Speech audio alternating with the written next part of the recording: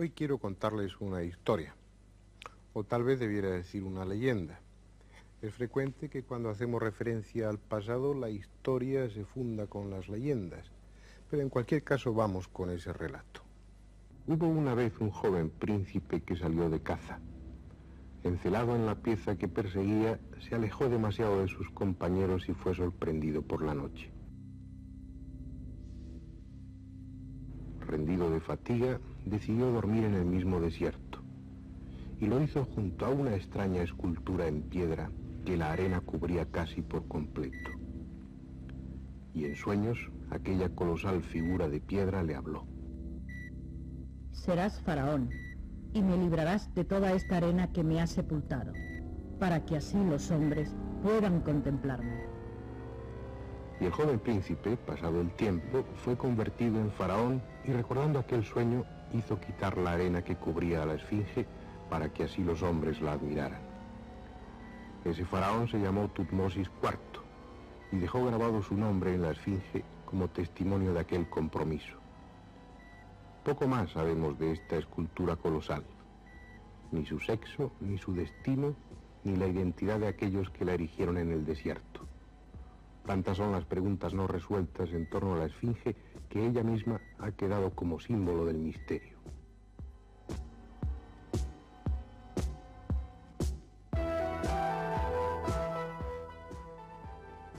Ahora está libre de arena, rodeada por el continuo clic de las cámaras fotográficas, pero sigue con su aire enigmático y distante. Quién sabe cuántos milenios lleva en esta misma actitud.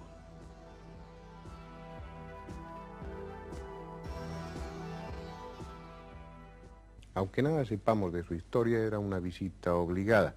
No en vano la esfinge es la misteriosa guardiana de uno de los motivos egipcios más controvertidos y más difundidos: las pirámides, las colosales pirámides de Giza.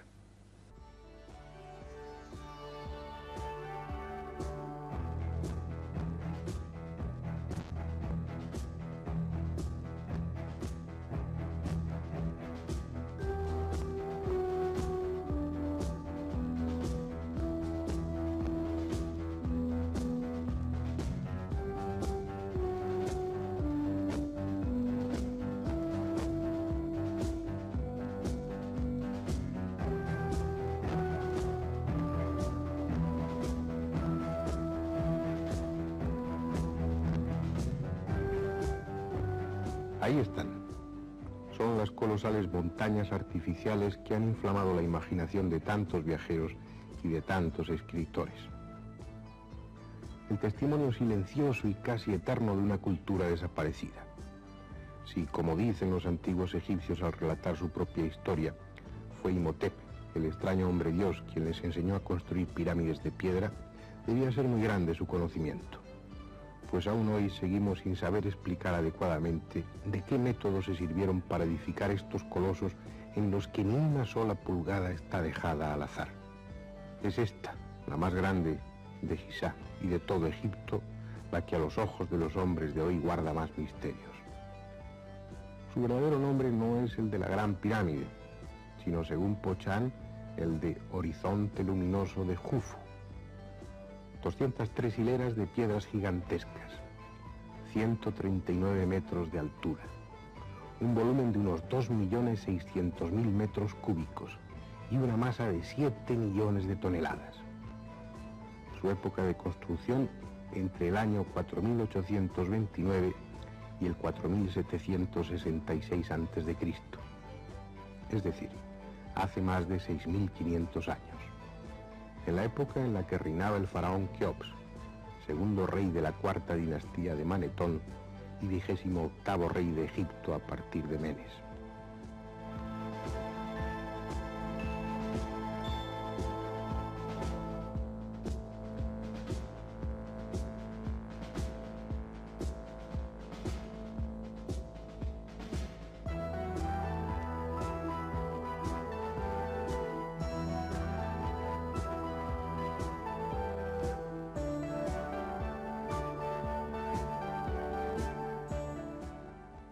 Sin embargo, frente a los datos fríos y racionales de los arqueólogos, las leyendas y las viejas historias olvidadas dan otras fechas.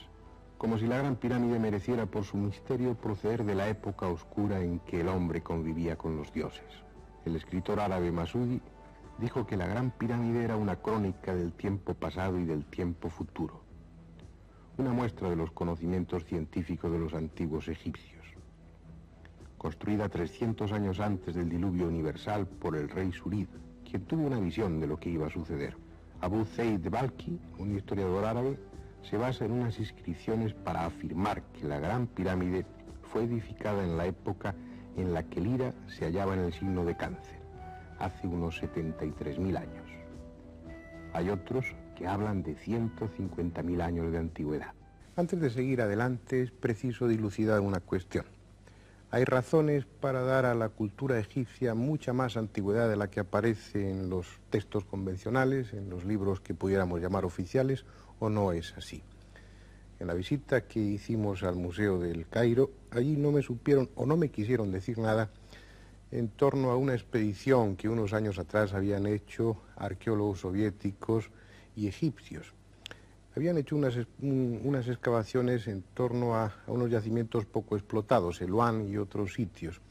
Y la información oficiosa que se hizo respecto al resultado de esas excavaciones es que allí se encontraron elementos de juicio suficientes como para hacer retrasar la historia de la cultura egipcia muchos milenios en el tiempo. El año egipcio comenzaba cuando la estrella Sirio surgía en el horizonte en el mismo sitio por donde aparece el Sol. Esto sucede en una fecha del año que corresponde con nuestro 19 de julio. Pero este hecho, al que técnicamente se llama el orto heliaco de Sirio, se va modificando. Al año siguiente, Sirio tardaba unas horas más en aparecer por el horizonte, y al año siguiente otras pocas horas más, de tal forma que cada 4 años, Sirio salía un día más tarde por el horizonte. Eso lo corregían los antiguos egipcios añadiendo cada 4 años un día, exactamente lo mismo que nosotros hacemos con nuestros años bisiestos. Pero además, los egipcios llevaban un control muy riguroso de estos datos y sabían que cada 1461 años, Sirio volvía a salir por el mismo sitio que el Sol, es decir, el orto de Sirio coincidía con el del Sol.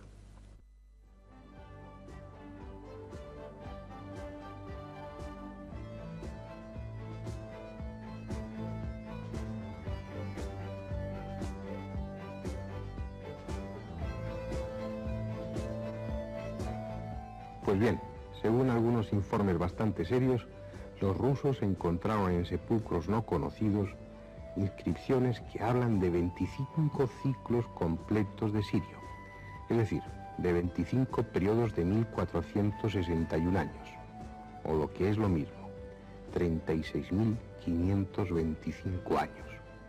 Datos que harían retrasar la historia de Egipto a más de 40.000 años antes de Cristo.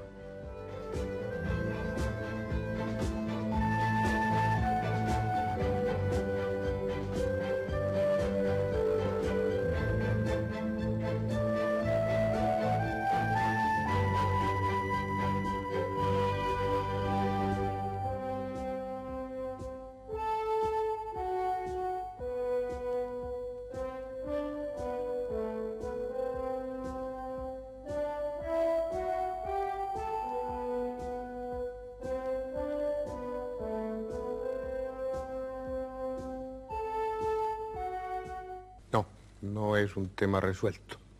Y este es un factor más que contribuye a esa tremenda fascinación que el Egipto antiguo ejerce sobre todos los aficionados a lo extraño. Es una cultura conocida en parte, puesto que su final está ahí mismo, muy próximo en la historia. Su final entra dentro de lleno de la cultura romana, pero en cambio su principio es oscuro. Su principio se presta a las especulaciones fantásticas, y parece que muchas de ellas están justificadas. En cualquier caso, los comienzos de la cultura egipcia es algo que aún está sin resolver. Y como una especie de símbolo de toda esa cultura antigua, del Egipto antiguo, de esas primeras dinastías, están las pirámides de Giza. Y de todas ellas hay una, la Gran Pirámide, que es como la síntesis del conocimiento que aquellos antiguos egipcios tenían. Un conocimiento que en algunos casos es incluso superior al nuestro actual. un conocimiento que, al decir de algunos, abarcaría incluso el terreno tan desconocido del futuro. En estos pasadizos está escrita, según los piramidólogos, la historia del mundo. Davidson, el abate Morel, Piazzi Smyth, Barbarin, son nombres inscritos en la historia romántica de la Gran Pirámide. Para ellos, la montaña de piedra es el compendio del conocimiento, la quinta esencia del saber. Nada es lo que parece. La Gran Pirámide tiene un lenguaje oculto, y si se conoce la clave, ella nos contará incluso cuál es el futuro de la humanidad. En sus pasadizos, pulgada a pulgada, están escritos los acontecimientos del pasado, los del presente y también los del porvenir hasta el final de este mundo. Entramos desde la siringa, el orificio exterior, y descendemos en un primer tramo. Es el símbolo del descenso espiritual de la humanidad, hasta que llegamos al comienzo del pasadizo ascendente. En esa encrucijada está, según los piramidólogos, la fecha del éxodo de Israel, el 4 de abril de 1486 a.C., el año 2513 de la pirámide. Iniciamos el camino ascendente, por el pasadizo que los piramidólogos denominan la verdad entre la sombra. Al final de ese primer pasaje ascendente hay una fecha clave, justo donde se inicia el pasaje horizontal que va a la cámara de la reina, en el suelo. Es la del nacimiento de Cristo, el año 3996 de la pirámide. Es decir, Cristo, según aseguran los piramidólogos, nació el año 4 antes de nuestra era. Y un poco más arriba, donde termina el techo del pasadizo ascendente, hay otra fecha igualmente clave, la de la muerte de Cristo. Según los piramidólogos, la crucifixión tuvo lugar el día 15 del mes hebreo de Nisán, es decir, el sábado 7 de abril del año 30 del calendario juliano. Comienza la gran galería, la que los egipcios llaman la travesía de las aguas puras de la vida. En definitiva, y según los piramidólogos, la descripción de nuestra era y sus acontecimientos principales. Bien, no vamos a insistir en los detalles que siempre, según los piramidólogos, marcan los acontecimientos más importantes de la época actual, incluida la Primera y la Segunda Guerra Mundial. Pero sí les diré que a partir del año 1953, según esos detalles que los piramidólogos señalan como marcas, como hitos que señalan las fechas, a partir de 1953 la Gran Pirámide guarda silencio.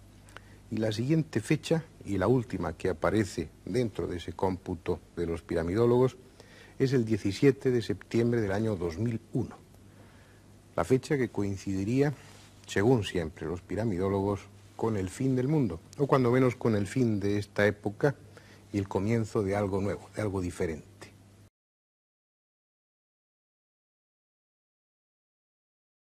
Aquellos hombres, ignoramos cómo y por qué, sabían demasiado. Resolvían problemas que nosotros aún no sabemos resolver. Su técnica, como les voy a demostrar ahora, era en algunos aspectos muy superior a la nuestra, y la Gran Pirámide es la evidencia. Tomemos un ejemplo. Nos asombra esa ingente montaña artificial, esos 7 millones de toneladas perfectamente ordenadas. Pero ¿cómo planificar una obra semejante? ¿Cómo ordenar la base, un cuadrado perfecto de más de 230 metros de lado?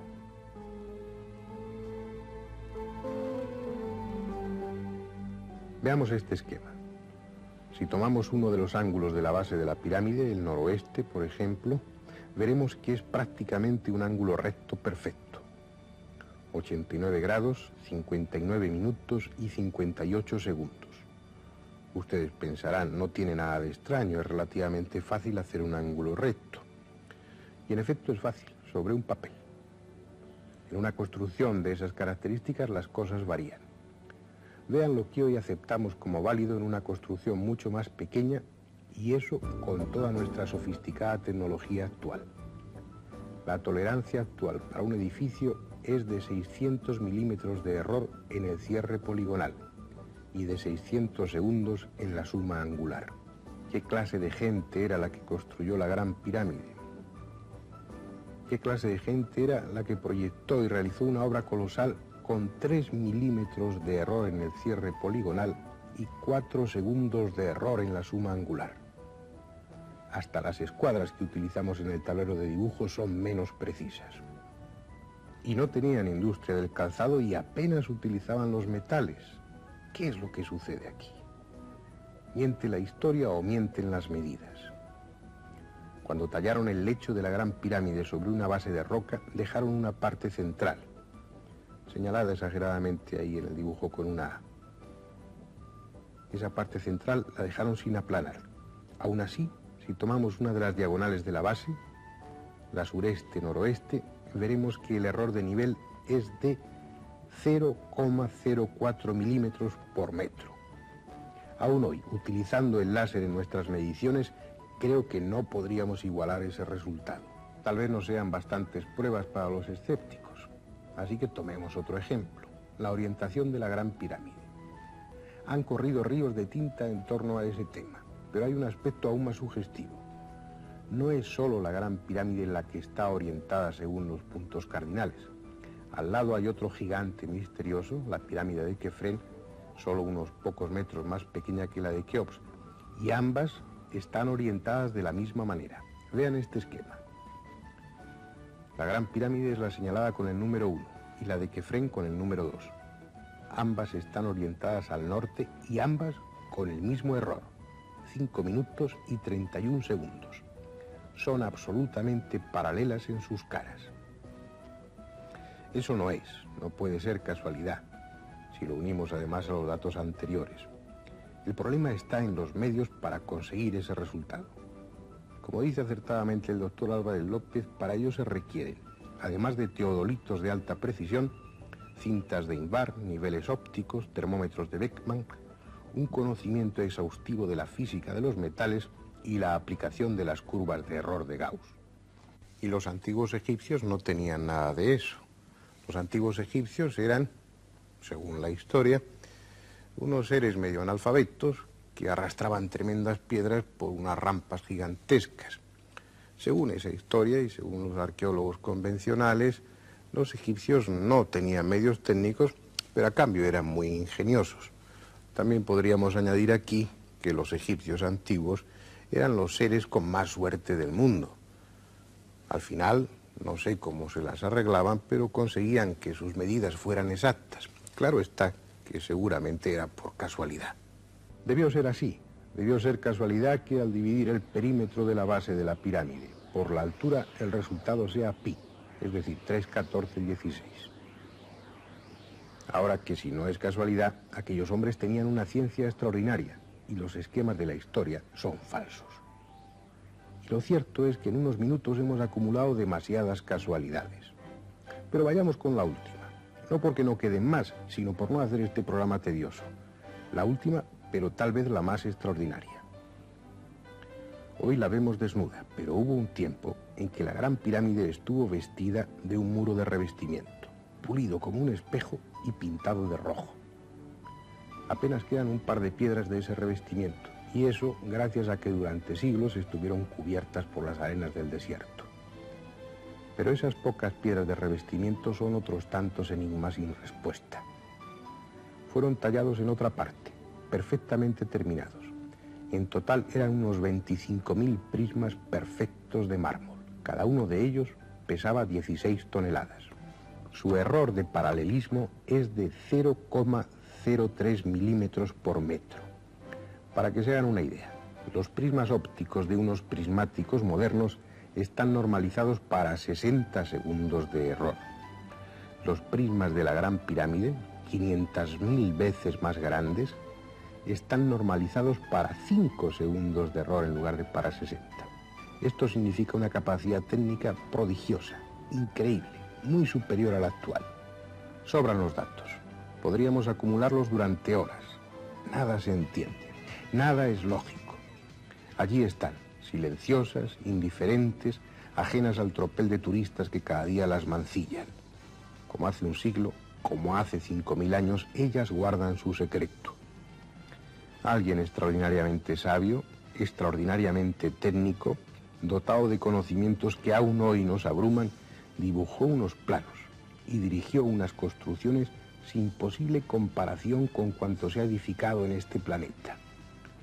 No sé si fueron los dioses o fueron hombres procedentes de las estrellas, o quizá los supervivientes de una supercivilización que se extinguió.